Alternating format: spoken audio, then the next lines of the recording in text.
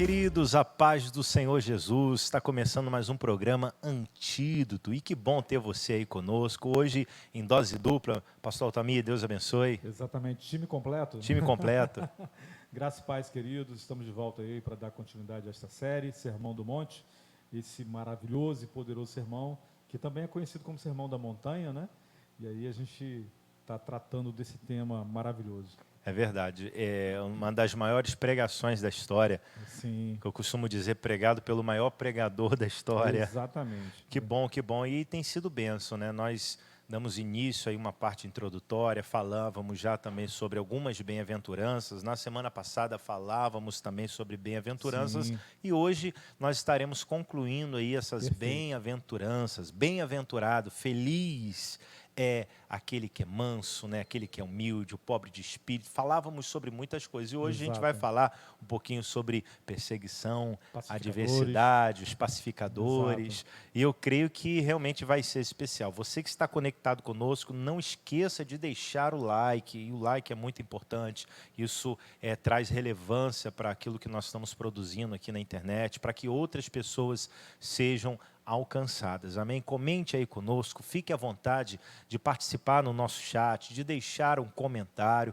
que Deus possa abençoar a tua vida, e também fique à vontade, se quiser, compartilhar com outros irmãos, amém? Irmãos de outras igrejas, pastores, enfim, eu tenho certeza que vai abençoar aquele que participa, vai abençoar aquele que está ouvindo, amém? Então, vamos dar continuidade, né, ao estudo de hoje. Exatamente. Então, queridos, nós estamos fazendo esse estudo, né, do Sermão do Monte com base no texto do Evangelho segundo Mateus. E hoje nós vamos falar de mais algumas bem-aventuranças e até aqui nós já tratamos das bem-aventuranças de pobres de espírito, os que choram, os mansos, os que têm fome e sede de justiças, os misericordiosos e os limpos de coração. Esqueci alguma, pastor? Não, né? Falei de todas. É isso aí, né? Sim. Bom, fome e sede de justiça, sim, falou? Falei.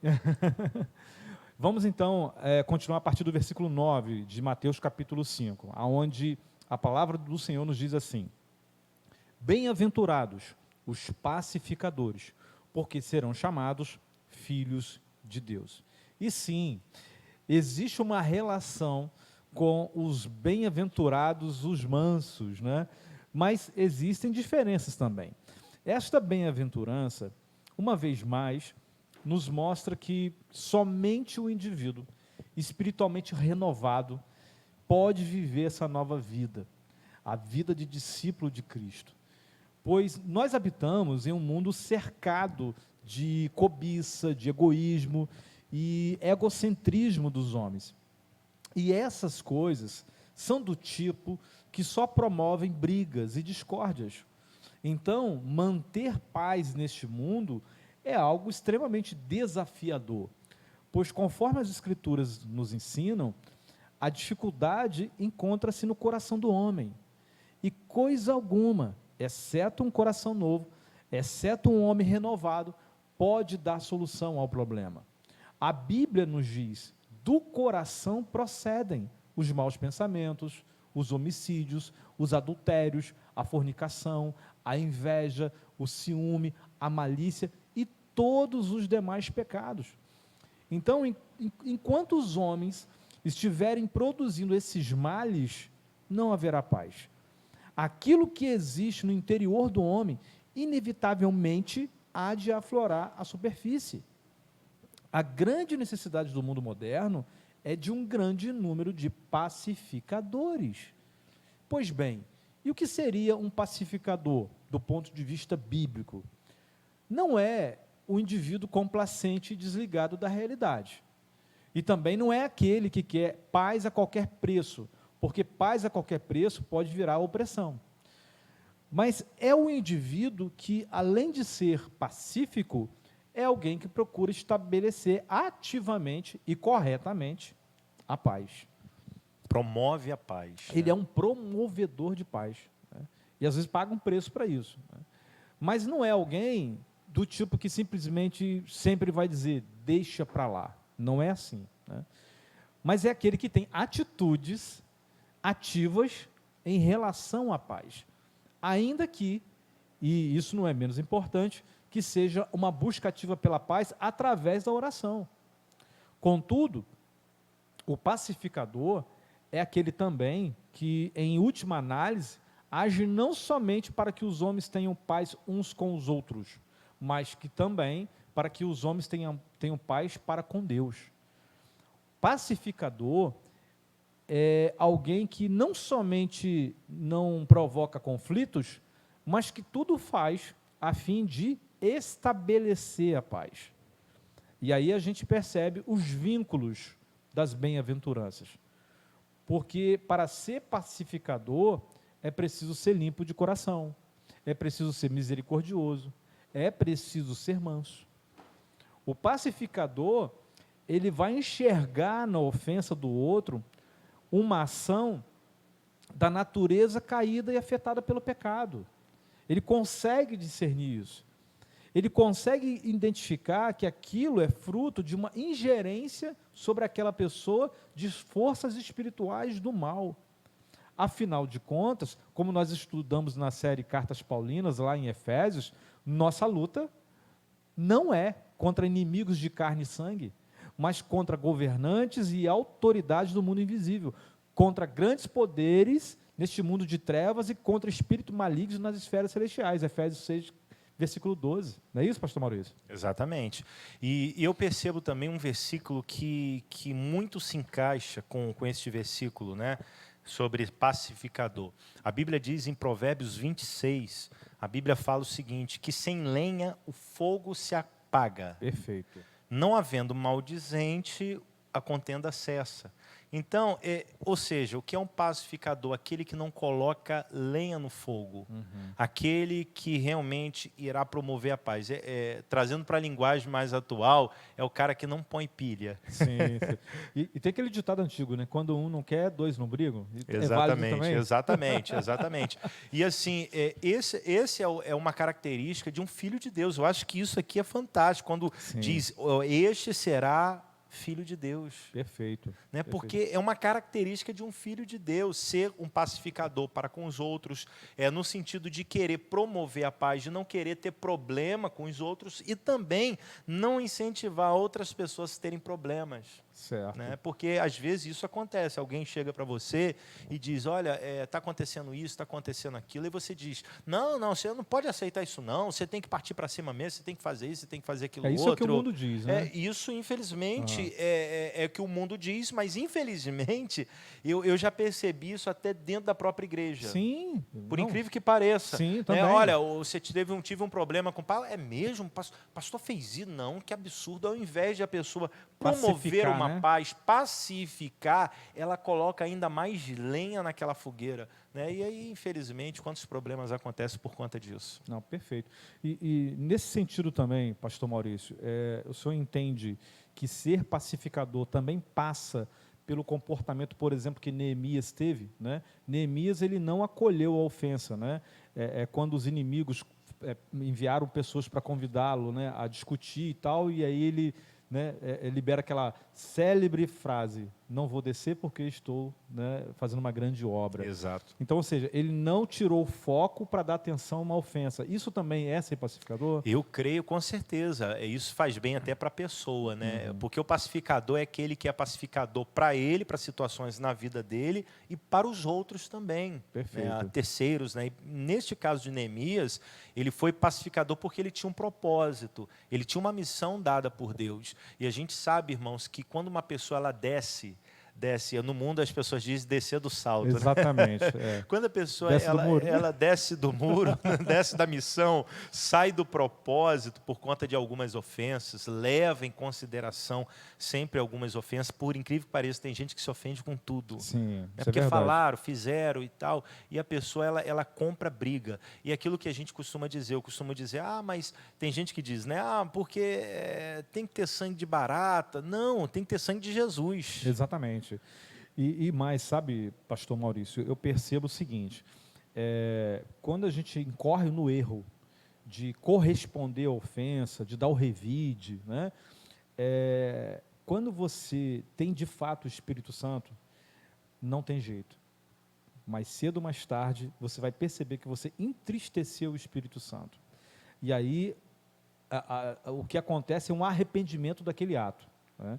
Então, ou seja, a palavra liberada, a ofensa devolvida, se for o caso, isso gera no verdadeiro cristão uma tristeza, um arrependimento, e que a outra parte não está nem aí. A outra parte faz esse tipo de coisa porque talvez é normal para ela. Ela não tem esse desconforto, a consciência dela não é ferida pelo Evangelho e nem é incomodada pelo Espírito Santo.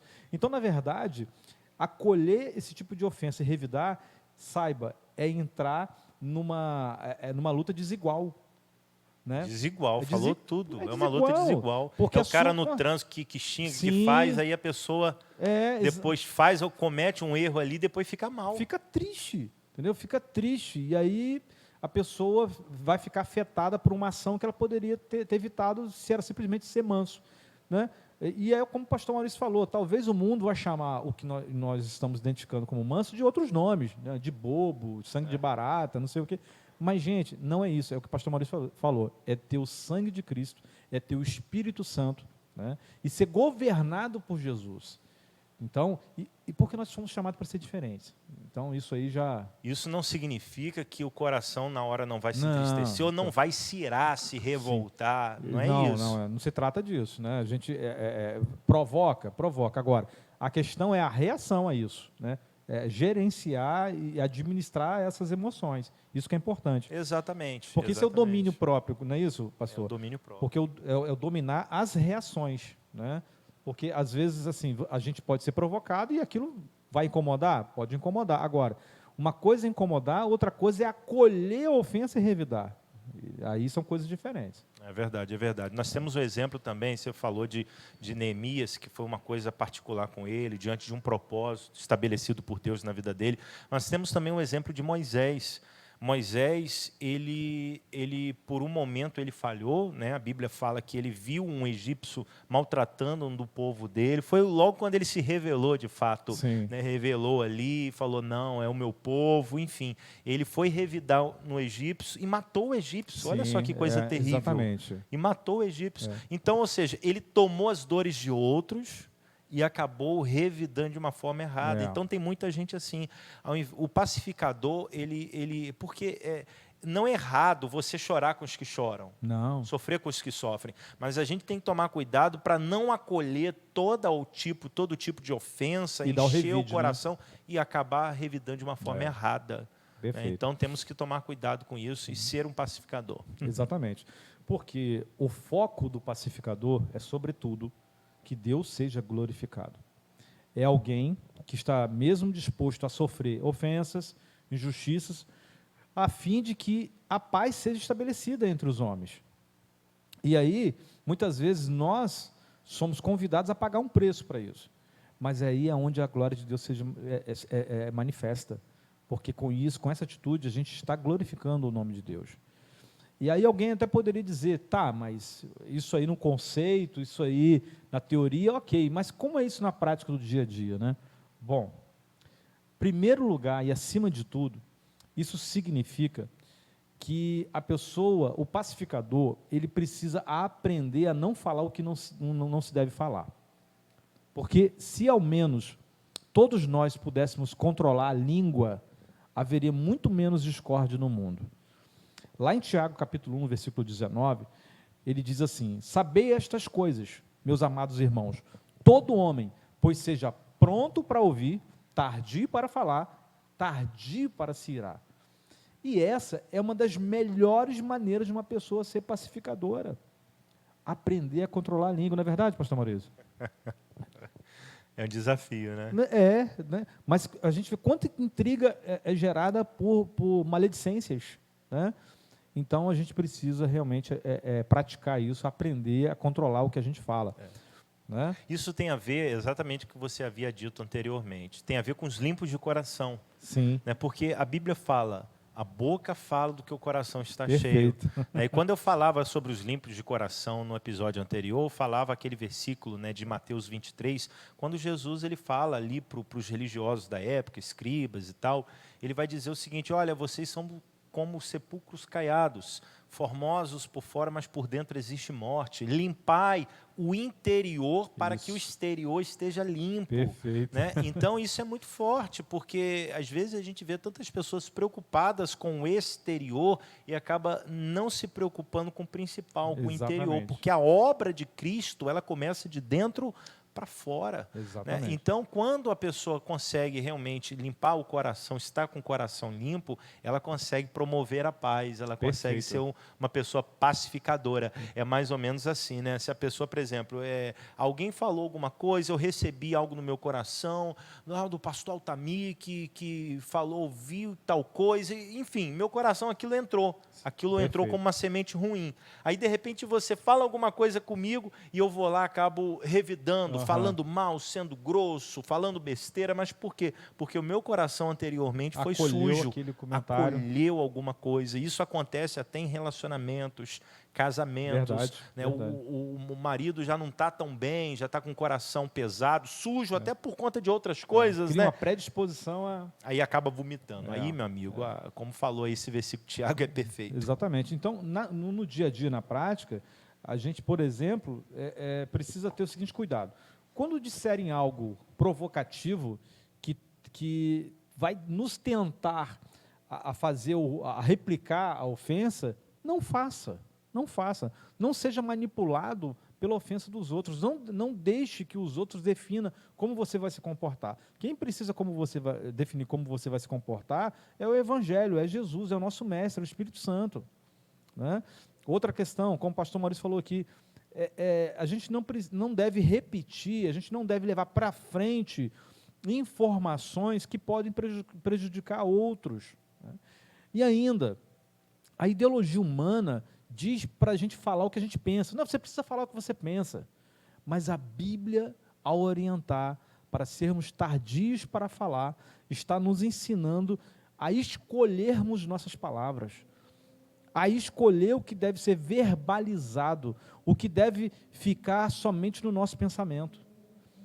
Uma outra questão é quanto a sermos pacificadores na prática, no dia a dia, sempre devemos encarar toda e qualquer situação à luz do Evangelho. Quando estivermos diante de alguma situação que tenda a provocar conflito, não devemos retribuir a fala ou ofensa, mas pensar da seguinte forma: como que essa circunstância, se ela for agravada, se eu responder, se eu der o revide, como que isso pode entristecer o Espírito Santo? Como que isso pode afetar a minha comunhão com Deus? Como que isso pode afetar a comunhão com a minha igreja? É se perguntar, no meu lugar, como Jesus iria reagir? Que princípio bíblico eu devo aplicar nessa situação? E por muitas vezes a resposta que virá é a de perdoar, a de ter domínio próprio. E no momento que alguém começa a pensar dessa forma, nós já estamos começando a estabelecer a paz. Entretanto, enquanto o indivíduo estiver pensando em situações que se apresentam em termos pessoais, trazer isso para o coração, tomar como ofensa pessoal, sempre vai haver a possibilidade de conflito, de intriga. Por outro lado, quando a circunstância permitir, na posição de pacificadores, nós devemos ir além. Devemos, de alguma forma, inclusive, tentar ajudar a outra parte. Tentar entender o que pode ter levado aquela pessoa a ter aquele comportamento de ofensa, de conflito. E, de alguma forma, oportunamente, aconselhar, ajudar a superar aquilo que conduziu ela àquele comportamento. E, por último, nós devemos ser pessoas o quê? Acessíveis, amigáveis a outros, de modo que nós possamos ser encontrados como pacificadores, como conselheiros, pessoas que têm a habilidade de desfazer ambientes de conflito, de ser antídoto para intrigas. Nós precisamos ser encontrados assim, nós precisamos ser pacificadores. E para aqueles que, porventura, estiverem diante de questões conflituosas, possam achar em nós pessoas de confiança. E perceba, a bênção prometida aos pacificadores é que eles serão chamados filhos de Deus. Eles pertencem a Deus como seus filhos. O pacificador é filho de Deus e que se assemelha a seu Pai Celeste, o Deus da paz. Porque Hebreus capítulo 13, versículo 20 diz que Ele é o Deus de paz. Seu grande objetivo no maravilhoso esquema de redenção é reunir todas as coisas em Cristo, sejam elas coisas no céu ou coisas na terra. Efésios capítulo 1, versículo 10. Em Romanos capítulo 12, versículo 9 e 21, nós vamos encontrar orientações preciosas para nós quanto a tudo isso.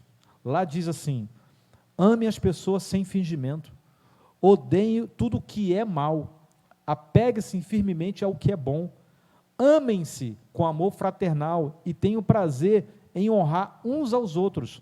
Jamais sejam preguiçosos, mas trabalhem com dedicação e sirvam o Senhor com entusiasmo. Alegrem-se em nossa esperança, sejam pacientes nas dificuldades e não parem de orar. Quando membros do povo santo passarem por necessidade, ajudem com prontidão. Estejam sempre dispostos a praticar hospitalidade. Abençoem aqueles que os perseguem. Não os amaldiçoem, mas orem para que Deus os abençoe. Alegrem-se com os que se alegram. Chorem com os que choram. Vivam em harmonia um com os outros. Não sejam orgulhosos, mas tenham amizade com gente de condição humilde. E não pensem que sabem tudo. Nunca pague o mal com o mal. Pensem sempre em fazer o que é melhor aos olhos de todos. No que depender de vocês, vivam em paz com todos. Amados, nunca se vinguem. Deixe que a ira de Deus se encarregue disso. Pois assim dizem as Escrituras: a vingança cabe a mim, e eu lhes darei o troco, diz o Senhor. Pelo contrário, versículo 20, se seu inimigo estiver com fome, dê-lhe de comer. Se estiver com sede, dê-lhe de beber. Ao fazer isso, amontoará brasas vivas sobre a cabeça dele. Não deixe que o mal os vença, mas vença o mal praticando o bem. Então, que sejamos discípulos do Príncipe da Paz. Vamos falar então das próximas bem-aventuranças. E aí eu vou tratar das duas últimas numa mesma abordagem, pois trata da mesma temática. E é por isso que alguns estudiosos creem que, na verdade, se trata de uma única bem-aventurança. Lá no versículo 10 do capítulo 5 diz: bem-aventurados os perseguidos por causa da justiça, porque deles é o reino dos céus. Já no versículo 11 diz: bem-aventurados sois quando por minha causa vos injuriarem e vos perseguirem, e mentindo disserem todo mal contra vós. Basicamente, o que Jesus está dizendo aqui é que o crente, ele é perseguido por ser um determinado tipo de pessoa, porque ele se comporta de uma certa maneira. É como se Jesus tivesse dito o seguinte: isso é o que acontecerá com você somente porque você é crente. Isso. É verdade. Agora, cabe ressaltar que o texto não está dizendo apenas bem-aventurados os perseguidos, e sim, bem-aventurados os perseguidos por causa da justiça. E por que eu digo isso? Porque alguns irmãos se sentem perseguidos muitas vezes, quando na verdade estão colhendo frutos de comportamentos inadequados semeados. Infelizmente, alguns cristãos têm atitudes, têm hábitos que são de fato dignos de objeção, de resistência.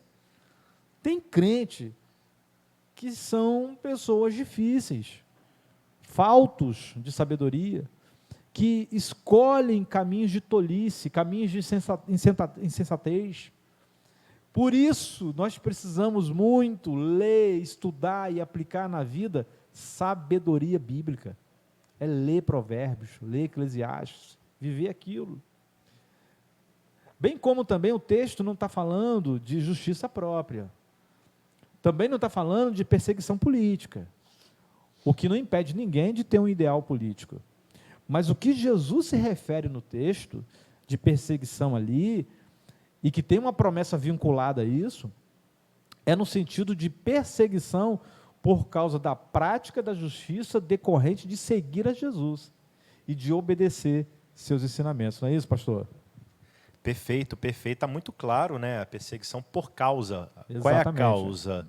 Né? O efeito é a perseguição, mas a causa é a justiça, né? É uma vida com Cristo. Exatamente. Uma prática de justiça, porque é aquilo que foi dito. Infelizmente, alguns acabam plantando aquilo que semearam lá atrás e, por conta disso, ficam, estão me perseguindo, Isso. estão falando isso de mim, estão falando aquilo. Então, assim, é complicado Dá sobre motivo, essa né? situação, dá motivo. Então, tem que tomar realmente cuidado. Verdade. E, às vezes, desculpe interromper, são motivos bobos. Sim.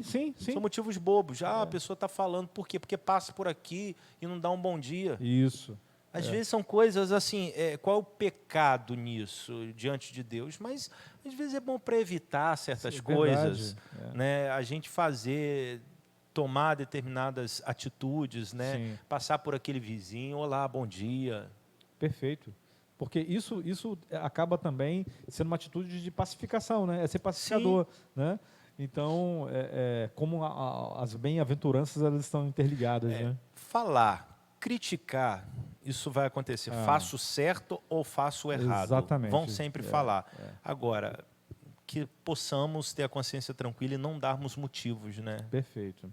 E exatamente como o pastor Maurício acabou de dizer, é fato a existência da possibilidade de que a mais pura fé cristã venha a ser considerada por aqueles que não são crentes como parte integrante de certas ideologias ou opiniões políticas ou sociais, e isso vai gerar realmente uma confusão.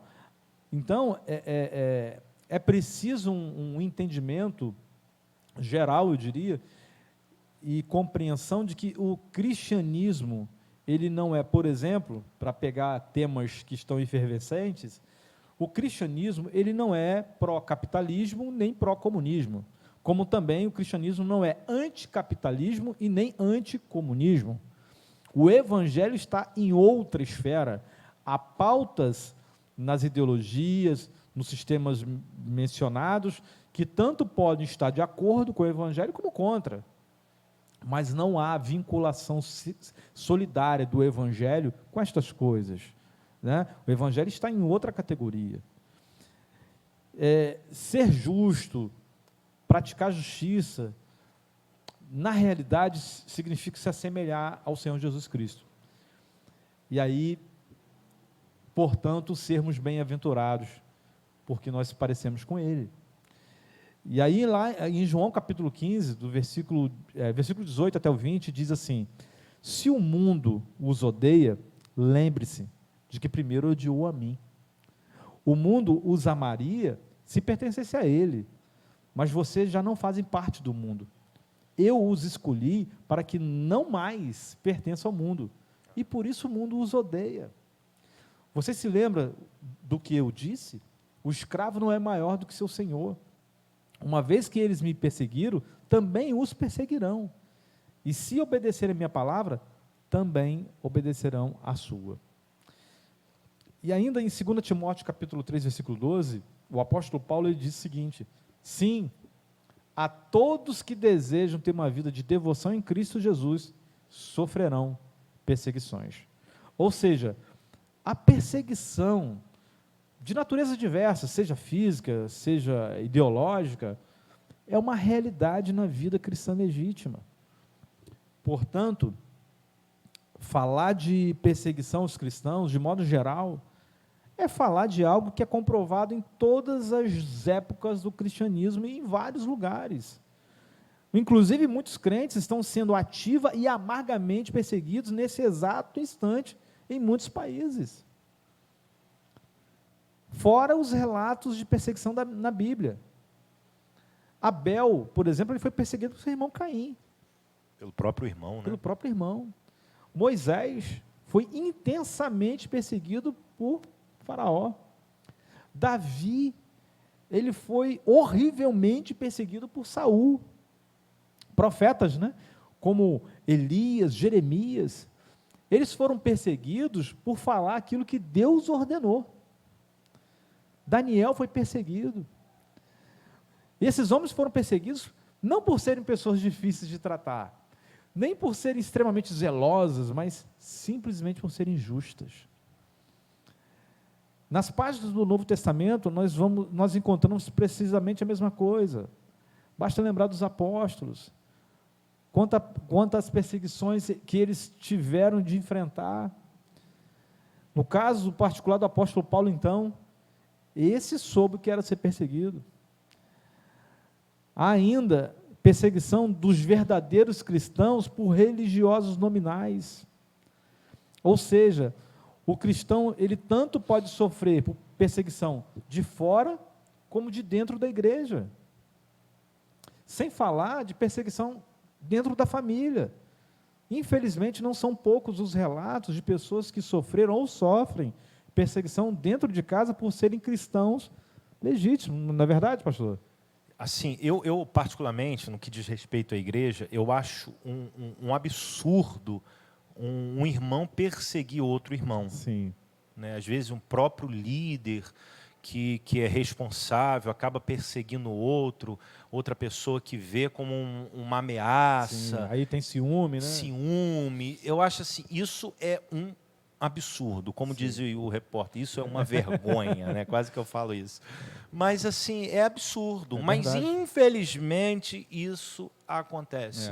Né? Você vê que Jesus está falando sobre aqueles que são perseguidos, porque Jesus nem trata, você que persegue, porque uma pessoa que persegue a outra, ela não tem uma visão, uma vida com Cristo, um coração regenerado, por incrível que pareça. Não tem um coração puro, né? Como a outra bem-aventurança. Assim, eu não estou dizendo que essa pessoa até não seja de Deus ou algo desse tipo. Em algum momento ela foi fraca, em algum momento o coração se foi impuro, foi sujo por conta de uma insatisfação, de uma inveja, algo que aconteceu. Infelizmente, ela acabou cedendo e acaba perseguindo a outra. Então, assim, isso é inadmissível, mas infelizmente isso acontece. Agora, cabe a gente realmente guardar o coração e entender também, exatamente, eu queria chegar nisso. Né? Eu quero falar diretamente para você que está me ouvindo. Às vezes, a gente precisa entender os processos de Deus, porque, às vezes, algumas coisas acontecem. E a gente julga, é perseguição, esse líder está me perseguindo, é duro demais. Mas, às vezes, é um processo de maturidade de Deus. Verdade. É um processo, é uma forma de Deus trabalhar, de nos amadurecer. Imagine só, o filho que diz, não, meu pai me persegue, minha mãe me persegue. E, às vezes, é uma forma do pai endurecer um pouco mais a situação para o filho, mas para que ele amadureça, para que ele cresça. E, às vezes, a gente não entende o processo disciplinar de Deus na nossa vida e das pessoas que Deus coloca na nossa vida. Né? Então, a gente também tem que ter discernimento, saber aguardar e ter o coração em Deus, para que Deus faça justiça. Na verdade. Guardar o nosso coração, né, de todo tipo de sentimento de vingança, como já foi falado, né? Como diz aí um grande filósofo, né? O seu Madruga, né? Como é que a vingança nunca é plena, mata a alma e envenena. Exatamente. Então, guardar o nosso coração disso, né? E deixar Deus agir, deixar Deus trabalhar. É importante. Até porque a gente precisa... Nós já falamos disso aqui outras vezes, né? O método pedagógico de Deus, nem sempre ele é doce. Muitas vezes ele é amargo. Então, a gente precisa estar preparado para esse processo, que nem sempre vai ser de calmaria. Né? Porque até o próprio Senhor Jesus nos lembra, né? No mundo tereis aflições, mas tem de bom ânimo, porque eu venci o mundo. Bom, mas aí, muitas vezes, os verdadeiros cristãos, eles são perseguidos pelo fato de viverem uma vida de retidão, de santidade. E essa vivência passa uma mensagem. E eu estou querendo dizer aqui o seguinte, nem estou querendo trazer o exemplo de pessoas que estão ali pregando, que estão toda hora ali falando um versículo, que está tentando converter as pessoas. Não estou dizendo disso, e nem estou dizendo que isso é errado. Eu estou dizendo o seguinte, uma pessoa que ela é um cristão autêntico e ela tem uma conduta de vida reta, santa. E isso por si só, sem o uso de palavras, né, isso passa uma mensagem. E isso, muitas vezes, é suficiente para incomodar a consciência de gente que se ofende com o desconforto daquela mensagem. Por quê? Porque, muitas vezes, aquela pessoa vive no erro e ela não quer se acertar, então ela não quer ser confrontada. Ela não quer ser lembrada de que ela está no erro. Então, uma vida reta, uma vida santa, traz desconforto. E aí ela se ofende. E aí ela começa a perseguir. Então, nós precisamos ter essa compreensão de que, muitas vezes, a perseguição ela vai ser provocada simplesmente por uma vivência reta e santa. Já é suficiente. E, por fim, nós precisamos ter em mente sobre algo que o Senhor Jesus disse ao nosso respeito, pastor, que nós somos enviados como ovelhas ao meio de lobos. Mateus 10:16. E ainda é importante lembrar que a promessa vinculada a essa bem-aventurança é a mesma promessa ligada à primeira das bem-aventuranças, porque deles é o reino dos céus. Então tem uma recompensa para tudo isso. E aí, para concluir, pastor Maurício, eu quero dizer o seguinte: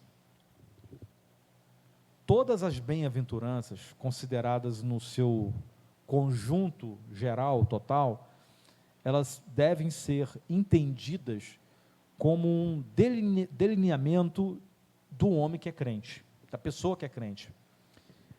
As bem-aventuranças, elas apresentam uma espécie de fotografia que é constituída por diversas facetas, de tal maneira que cada uma dessas bem-aventuranças expõe alguma parte do caráter cristão.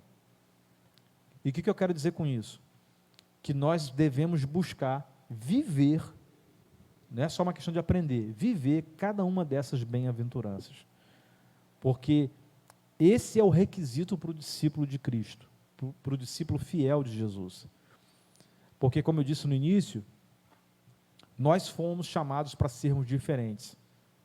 E não é pouca diferença, não. Porque nós fomos chamados para replicar o caráter de Jesus. E isso pode provocar as mais diversas reações nas pessoas, passando por admiração e até mesmo a completa rejeição manifestada em ódio.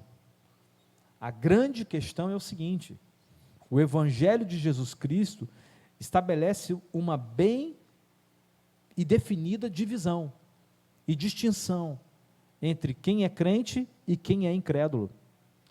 E é nesse sentido que Jesus faz a declaração de Mateus 10:34, onde ele disse: não imagine que eu vim trazer paz à terra. Não vim trazer paz, mas a espada. Ou seja, o Evangelho, ele é a consciência do que é certo e do que é errado. Ele divide. Ele divide. Isso é certo, isso é errado. Isso é santo, isso é profano. Isso é puro, isso é impuro. E isso, no primeiro momento, não é paz, isso é espada. A espada. E o que a gente não souber, que não for claro realmente, a gente tem o Espírito de Deus. Exato. Né? A gente precisa confiar nisso e depender disso. Né? E para mostrar para a gente o que é lícito, o que não é lícito, o que convém, o que não convém. Perfeito. Né? Então nós temos realmente o Espírito de Deus aí conosco, Deus em nós, né, para Ele estar discernindo. Bem, verdade é que às vezes acontece, né, de termos uma opinião diferente e você tem o Espírito e eu tenho o Espírito, né? E Sim, aí? Acontece. Às vezes a gente interpreta errado o que o Espírito Santo está falando para a gente. Ou às vezes não é o Espírito Santo que está falando e está achando que é o Espírito Santo também. É né? verdade, é verdade. E às vezes também, sobre aquela situação, o Espírito Santo não está muito aí para isso não, né? A gente com a nossa religiosidade que fica se prendendo e debatendo com certas coisas, e o Espírito Santo está, poxa, mas... Exatamente. Às vezes preocupado com isso. Isso é interessante, viu, pastor? Porque às vezes a gente dá valor, importância e se envolve em discussões que Deus não está nem aí para isso. Deus não está nem aí. E a gente está brigando. Exatamente. São distrações, né? São distrações. E às vezes até envergonha o Sim. evangelho, né? Sim, sim, sim. sim. Porque você vê muitas pessoas aí acabam degladiando, brigando, envergonhando. Como é que Verdade. pode? O povo da própria igreja não se Isso, entende, né? isso, Como é que pode É isso? um testemunho ruim, né? É, Não é bom, não. é verdade. Olha, gente, Deus abençoe, né? Foi Amém. bom, foi um momento precioso, Verdade. onde a gente esteve aqui ouvindo, conversando, falando sobre a palavra de Deus. Amém? As considerações finais. Então, meus queridos irmãos, por que os crentes são perseguidos? Por estarem vivendo para a causa de Cristo. E estes são identificados por Jesus como bem-aventurados.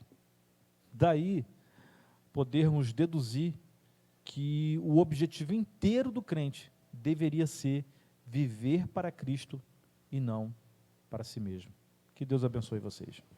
Gente, Deus abençoe a sua vida. Muito obrigado aí pela participação de todos. Que Deus possa abençoar mais e mais toda a sua vida, toda a sua casa, toda a sua família. Lembrando que na semana que vem nós estaremos de volta para mais um programa, mais um antídoto, e nós estaremos dando continuidade. Aí falaremos aqui sobre o cristão, o dever de ser sal, o dever de ser luz, e a gente vai trazer também alguns argumentos interessantes aqui sobre a questão do sal. Eu tenho certeza, irmãos, que vai agregar, vai trazer muito discernimento para você e vai abençoar muito a tua vida.